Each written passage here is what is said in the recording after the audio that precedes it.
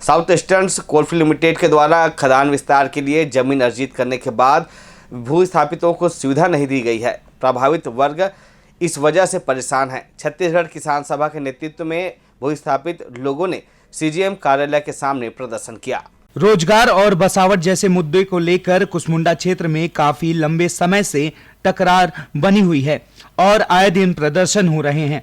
South eastern coalfield limited की कुसमुंडा परियोजना विस्तार के लिए 40 वर्ष पहले आसपास के कुछ गांव की जमीन अर्जित की गई। काफी लंबा समय गुजरने पर भी प्रभावित लोगों को आवश्यक सुविधाएं देने के मामले में उचित कार्यवाही नहीं की गई। लगातार पत्राचार और आश्वासन से दुखी होकर विस्थापित समुदाय ने मुख्य महाप्रबंधक कार्यालय के सामने आधे कपड़े पहनकर प्रदर्शन किया। उन्होंने आरोप लगाया कि हमारी समस्याओं को हल करने के लिए प्रबंधन के अधिकारी केवल आश्वासन दे रहे हैं, काम करने में उनकी कोई रुचि नहीं है। 2 साल से ऊपर से दिनों से हम लोग यहाँ पर अर्जित कराधाना पर बैठे हुए हैं और इसी साल हम लोग के ऊपर जबरदस्ती नया नियम लागू करके हम लोग को रोजगार से वंचित कर रहा है।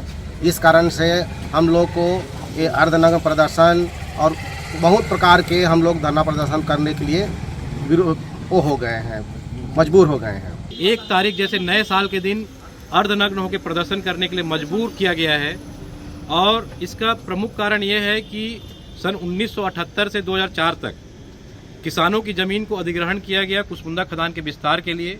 सैकड़ों किसानों को ज़मीन के अधिग्रहण के बाद रोजगार से वंचित रखा गया, तरह तरह के बहानेबाजी करके।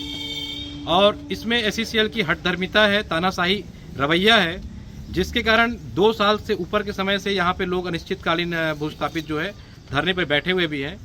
इससे पहले भी विस्थापित संगठन की ओर से इस मामले को लेकर कई अवसर पर प्रदर्शन किए गए हैं।